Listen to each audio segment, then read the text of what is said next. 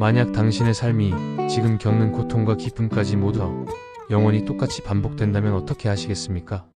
당신은 절망하시겠습니까? 아니면 이 운명을 기꺼이 다시 한번 원한다고 외치시겠습니까? 프리드리 니체는 이 무서운 질문에 예스라고 답할 수 있는 인간을 상상했습니다. 신은 죽고 모든 가치가 무너진 세상에서 스스로 삶의 의미를 창조하는 존재. 니체는 이 위대한 과업을 해낼 새로운 인간을 불렀습니다. 이것은 절망의 시대에 니체가 던진 가장 강력한 희망, 초인입니다.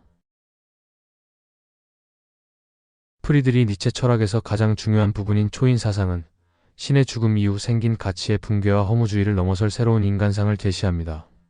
이는 단순한 슈퍼히어로나 인종적 우월주의와 아무 관련이 없습니다. 니체가 말한 초인은 자기 극복과 가치 창조를 통해 삶을 긍정하는 이상적인 존재입니다. 즉, 니체가 말한 초인은 기존의 도덕, 종교, 전통적 가치 체계를 부정하고 현세의 삶에 충실하며 스스로 의미를 부여하는 인간입니다. 이 개념은 니체의 후기 사상을 집약한 것으로 차라투스트라는 이렇게 말했다에서 가장 체계적으로 드러나 있습니다. 또한 즐거운 학문과 선악의 저편에서도 그 사상이 미리 나타나고 발전이 예고되어 있습니다. 배경: 신은 죽었다. 초인이 필요한 이유. 니체는 즐거운 학문 제125절 광인의 비유에서 이렇게 선언합니다. 신은 죽었다. 우리가 그를 죽였다. 이 말은 단순한 무신론이 아니라 서구 문명을 지탱해온 절대적 가치체계의 붕괴를 의미합니다. 기독교가 내세 중심의 생각을 강조하며 현실 세계를 부정했기 때문에 인간은 가치의 공백과 삶의 공허에 빠지게 되었습니다. 니체는 이 상황을 허무주의 도래로 보았습니다. 그에 따르면 신의 죽음 이후 인간은 스스로 새로운 의미와 가치를 창조해야 하며 그 일을 해낼 존재가 바로 초인입니다. 초인은 자신의 의지로 삶의 의미를 부여하고 타인에 대한 신앙 없이도 이 땅에 충실한 인간으로 살아갑니다. 초인의 기원과 초기 언급. 초인 사상은 니체의 초기 저작에서 나온 자유정신 개념에서 발전했습니다. 자유정신은 기존 도덕과 규범에 얽매이지 않고 스스로 생각하며 자유로운 탐구와 자기 형성을 추구하는 인간입니다. 이들은 초인의 사상적 준비 단계로 볼 수 있습니다. 니체의 초인 사상은 랄프 월도 에머슨의 초월주의 사상에서 영향받은 것으로 여겨지지만 사실관계는 독자적으로 이끌었다고 보여집니다. 그는 에머슨처럼 영혼의 내재적 고향을 강조했으나 신적 초월이 아닌 인간의 자기 극복을 통한 상승을 중점으로 삼았습니다. 초인의 본격적 제시, 차라투스트라는 이렇게 말했다. 이 책에서 니체는 현자 차라투스트라를 통해 초인을 직접 설교합니다. 니체는 인간을 극복되어야 할 존재로 규정합니다. 즉, 인간은 자신의 한계를 넘어서는 존재가 되어야 한다고 주장합니다. 서문에서 차라투스트라는 시장 군중에게 말합니다. 나는 너희에게 초인을 가르친다. 인간은 극복되어야 할 무엇이다. 초인은 땅의 의미다. 그러나 군중은 이해하지 못하고 대신 마지막 인간이 되기를 원합니다. 마지막 인간은 안락과 안전만 추구하며 창조적 모험을 피하는 니체가 가장 경멸한 인간상입니다. 반대로 초인은 위험과 혼돈 속에서 자신을 극복하며 끊임없이 창조합니다. 차라투스트라에서 인간은 짐승과 초인 사이에 걸린 밧줄이라고 말합니다. 즉, 인간은 완성된 존재가 아니라 건너가는 자, 끊임없이 자신을 넘어서야 하는 다리입니다. 줄타기 광대의 추락은 하강을 통해 이루어지는 초월을 상징하며 자기 극복의 비극적 아름다움을 시적으로 표현합니다. 정신의 세 가지 변신, 낙타, 사자, 아이. 차라투스트라 제1부 세 가지 변신에서 니체는 인간 정신의 성숙 단계를 이렇게 묘사합니다. 낙타. 전통, 의무, 도덕의 짐을 짊어지며 인내하는 단계. 자기 교만을 낮춰 짐을 짊어지라. 사자. 기존 권위에 저항하며 자유를 쟁취하는 단계. 나는 주인이다. 나는 자유로운 정신이다. 사자는 신성한 아니오를 외치며 낡은 가치를 파괴합니다.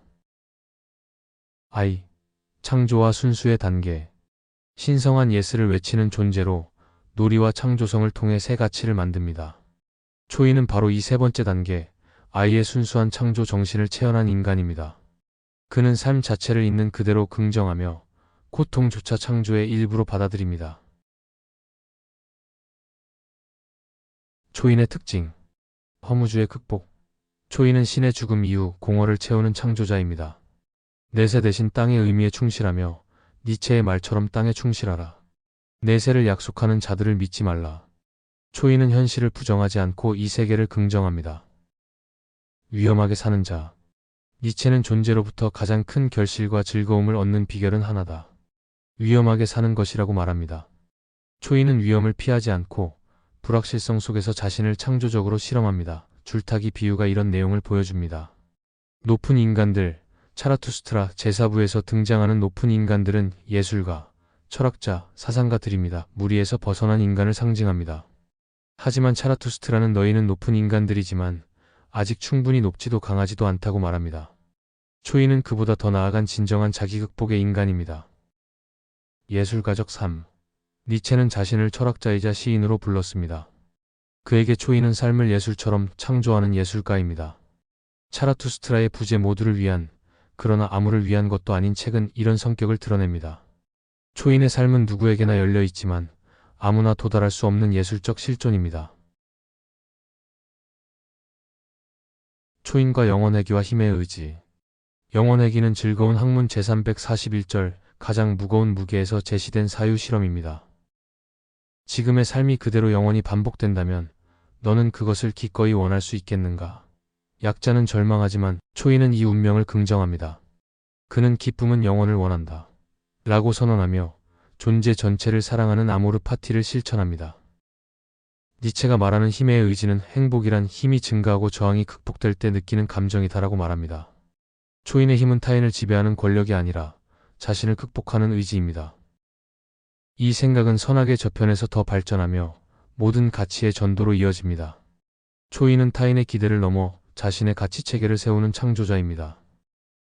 니체는 에케 호모에서 자신의 철학을 이렇게 요약했습니다. 내 인간적 위대함의 공식은 아모르 파티, 앞으로도 뒤로도 영원히 아무것도 다르게 되기를 원하지 않는 것.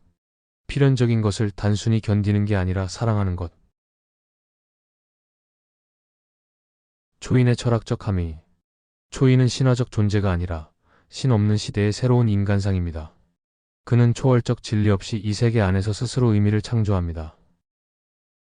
니체의 초인은 세 차원으로 이해할 수 있습니다. 철학적 측면. 절대 진리가 사라진 시대에 스스로 의미를 부여하는 인간. 도덕적 측면. 기존 선악 도덕을 넘어 새로운 가치를 창조하는 인간. 미학적 측면. 고통과 환희를 모두 수용하며 삶을 예술로 창조하는 인간. 그는 다가올 인간이며 이 땅의 의미를 회복하려는 존재입니다. 결론. 초인 사상은 니체 철학의 정수이자 목표입니다. 초인은 신이 사라진 시대의 공허를 두려워하지 않고 스스로 가치를 만들며 삶 전체를 긍정하는 인간입니다. 그는 완성된 존재가 아니라 끊임없이 자신을 넘어서며 창조하는 과정 그 자체입니다. 인간은 짐승과 초인 사이에 걸린 하나의 밧줄이다.